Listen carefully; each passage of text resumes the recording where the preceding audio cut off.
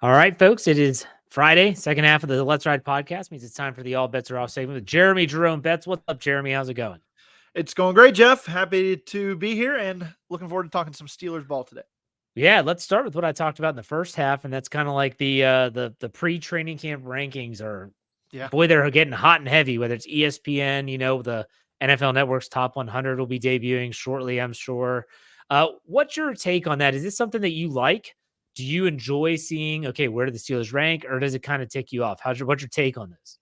Well, I like seeing it. I'm not going to say I sit back and get angry at every single one or get super excited by any either. But you do like to see certain polls more than others, certain rankings more than others. I put a little more stock into maybe these ESPN ones where Jeremy Fowler's going around and talking to actual NFL people about that. And I think that holds some weight, but overall it's just fun read. It's just something to fill the space, the void until real action starts up again. And I'm down for it. We're content creators here. So I think that maybe on that side of things, a little bit more understanding of it. But sometimes I just like to see where people come up with their rankings, how they get to where they get to. And especially when you're talking about something like the ESPN ones where they're talking to people inside the league who have a voice in how the NFL is played, is run.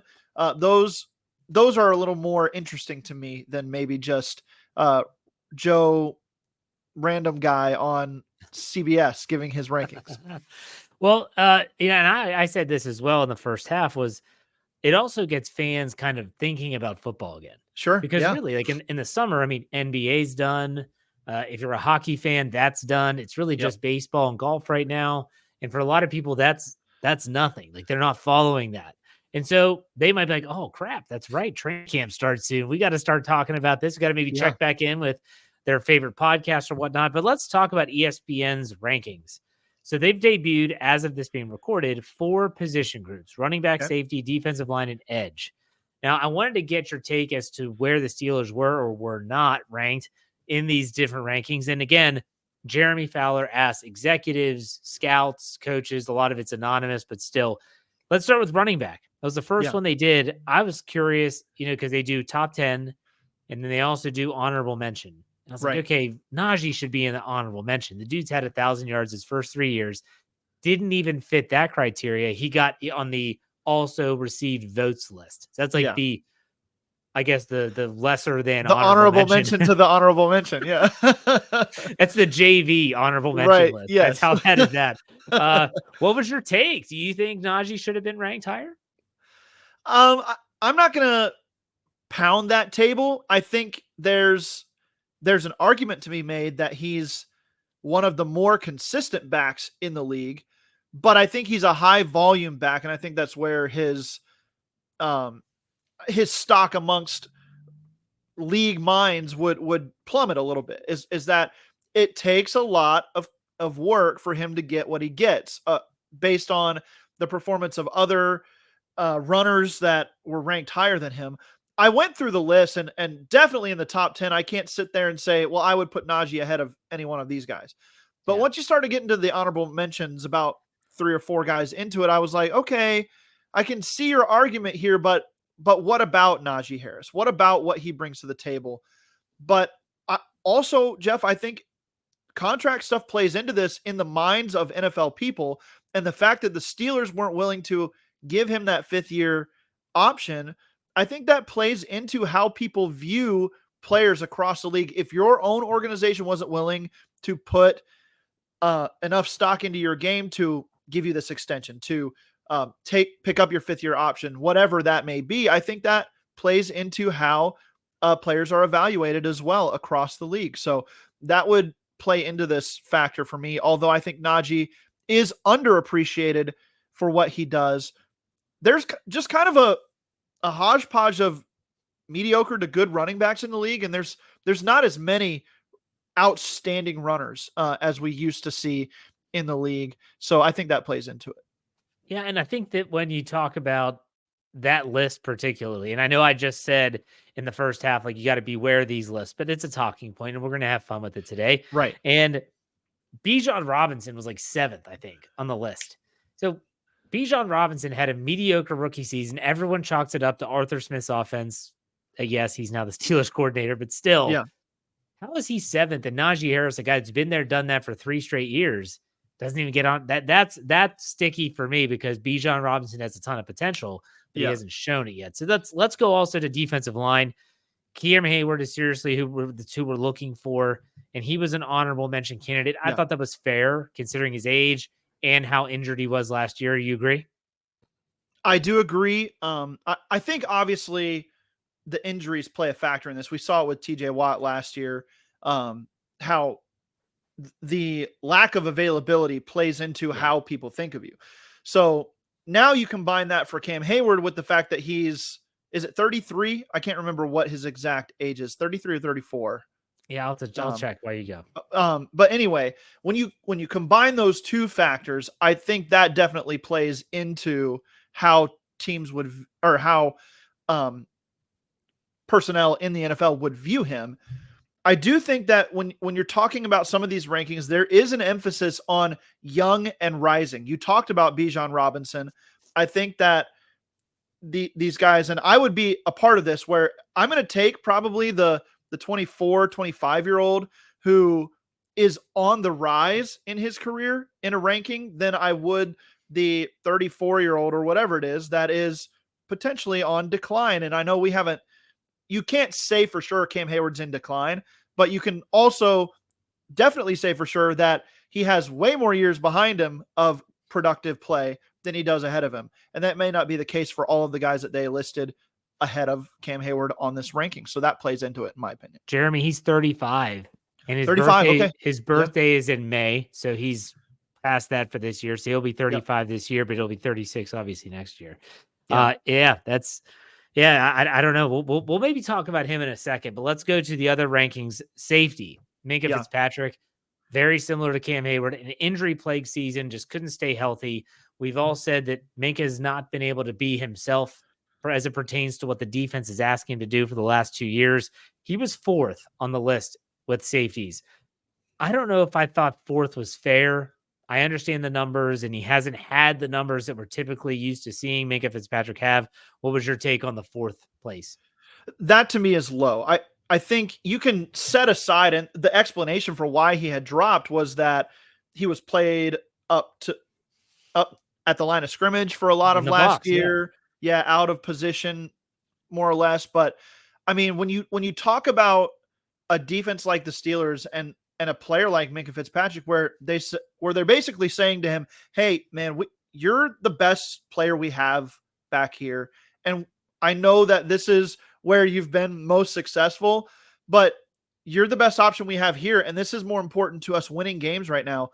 The unselfishness of Minkah Fitzpatrick, his ability to play out of position and still be an elite player, the fact that he's the 4th ranked safety playing out of position is incredible. I think that is actually a testament to how good he really is, and he should definitely be higher on this list. He's the most versatile, most well-rounded safety in football because you can ask him to do anything there. That was his calling card coming out of college, and the Steelers decided to stick him at free safety and let him be the robber, and that's what earned him the All-Pros and all the recognition, and that's great. But this is a guy who's just a really good football player. If you had to, you could ask him to play outside corner, slot corner.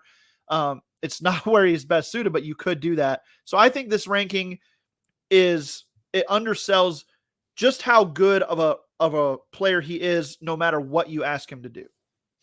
People might forget just because of recency bias, but I guarantee you Minkah wasn't happy the last 2 seasons being in the box as much as he was. That was kind of his beef with Brian Flores in Miami, which led to him eventually being traded. He didn't like playing slot cornerback, and he wanted to be more of the roaming safety. So we'll see how that goes. Last one here, of course, edge. And Steeler fans, it's like immediately they get triggered. And oh my gosh, Myles Garrett, number 1, TJ Watt, number 2. I feel like we're just beating dead horses repeatedly on both sides of this, but what's your take? Yeah, beating dead horses much like a certain person beat a quarterback with a helmet one time. It's just unnecessary at this point. I think they should have just done 1A, 1B or something like that, and made Steelers fans happy and Browns fans happy. I don't know.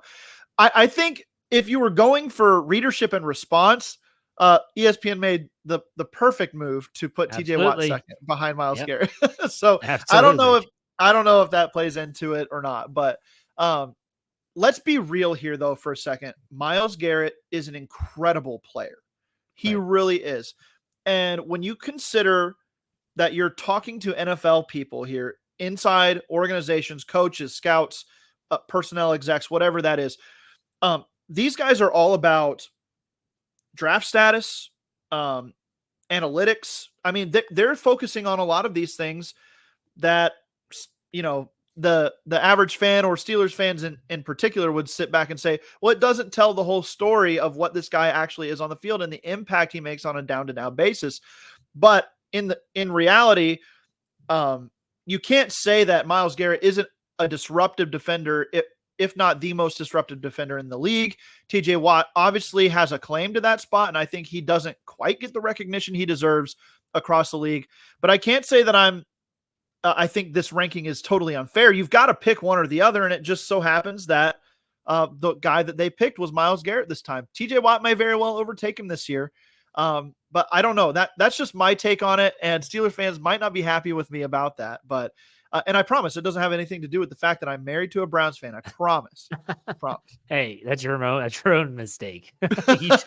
you chose that. So anyways, like I look at this and I could see Jeremy Fowler saying to his editor, I could have this going either way. Like TJ Watt's phenomenal at 19 sacks last year. Myles Garrett had a hell of a year, defensive player of the year. What do you all think? And if the editor is worth his weight, he would have said, and there's a ton of Steeler fans out there, right? Because it's probably one of the largest fan bases in the NFL. Browns fans are they're passionate, but they're not as many. Yes. Yeah. But TJ Watt second. Yeah. Now, I don't know if ESPN does that, but you know who does? No doubt about it. Pro Football Focus does this all the time. Sure. Now, on Twitter, they'll put the image out there of like Myles Garrett flexing and he's the number one edge. They know what's going to happen. Yeah. They know that people are going to quote tweet it. These guys are just, it doesn't matter because it's all engagement. It's all getting their name out there. It's all part of that big cog that is that main media. So, all right. Yeah. Good stuff talking about the rankings. I want to ask you a question, which was actually asked to me in the mailbag segment on Wednesday. And I wanted to get your take on it. And it was all about extensions. Yeah. If you had to pick, let's just talk about who are the players you could see getting a contract extension either during or before training camp on the Steelers roster right now. Well, depending on how you feel about the development of guys like Keanu Benton. Well, he's not going to get an extension now. He's only in year 2. No, I know. I'm referencing Cam Hayward with this build up here. I'm just saying, like, you're going to have to see something out of Keanu Benton, I think, to not extend Cam Hayward in training camp at some point. Like, you're going to have to feel really, really good that this guy could be your number one guy next year. And then you just draft there again, or you sign some more people and you're ready to move on from Cam Hayward. So he's the easy one, right? That's the guy that I think deserves one. I think that the Steelers will probably get him one. I struggle to find really anybody else the way the Steelers do business. I don't know. I guess off the top of my head, I'm struggling to find anybody who's going into a contract year where they'll be a free agent after this year that the Steelers would want to go ahead and extend. Maybe Jaylen Warren, but do you do that after what you have done with Najee Harris? Is that good for the locker room? I don't know about that. George Pickens has a year left on his deal. He's not getting one this offseason. What about Pat Freiermuth? Pat Freiermuth is an option here. I don't know how much the Steelers are going to prioritize the tight end in extension talks right now, especially a guy who has been up and down throughout his career. And we can chalk that up to a lack of opportunity as well. But he falls in this category, I guess. I just don't expect that for Pat Freiermuth. I would expect that he's a guy that they would want to re-up if he has a good year this year. And just maybe pay him a little bit more if he has a good year, and reward him for that rather than do it ahead of time. And, they've got tight ends on this roster that they probably feel good about behind him as well, Darnell Washington. And I just think that he's not a guy that they would prioritize as much as maybe a Cam Hayward. So ultimately, you're saying that if it's not Cam, you don't see them making an extension before camp or during camp with anyone. No, restructure TJ Watt maybe. I don't know if that's on the table, but you're not adding any years to that at this point.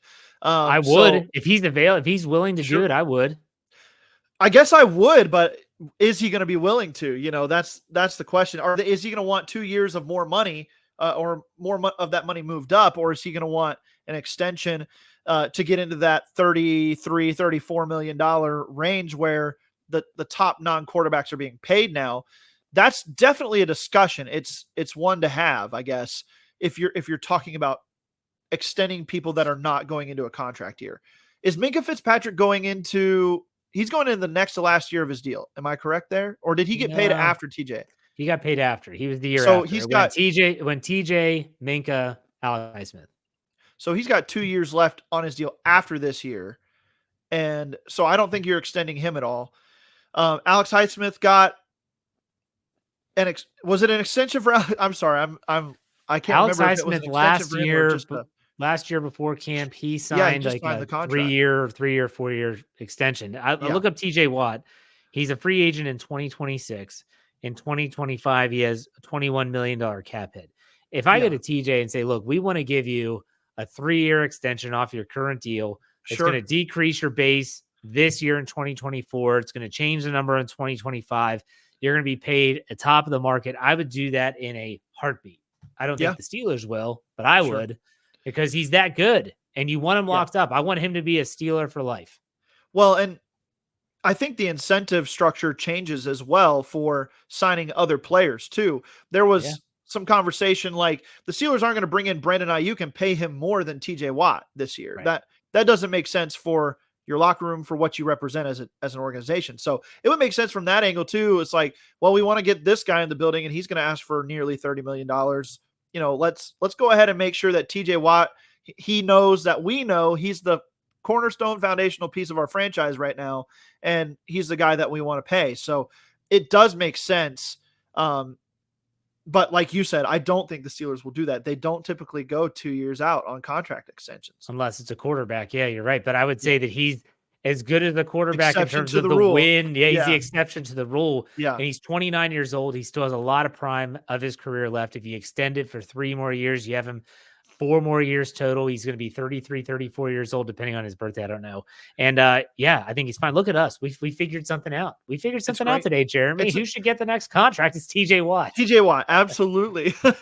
Spread that out too. Give yourself a little more breathing room next year as well. Absolutely. And really load up for the Super Bowl.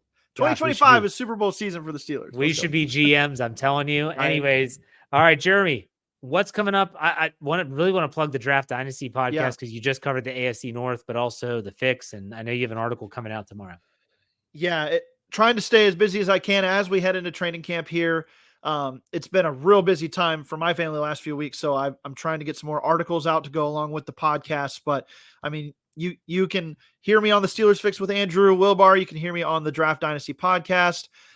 This week on the Steelers Fix, or I think what I would like to do, and I haven't spoken to Andrew about this yet, so don't hold me to it, but it would be a fun topic. We'll get to it eventually, but maybe this week we'll hit up some potential negative storylines that we've been avoiding as Steelers fans right now, things that could go wrong this season that we're avoiding during the hype season that has been the last few weeks, where we're pretty excited. So maybe taking a little bit of a negative turn to see what things are we avoiding in conversation as Steelers fans right now.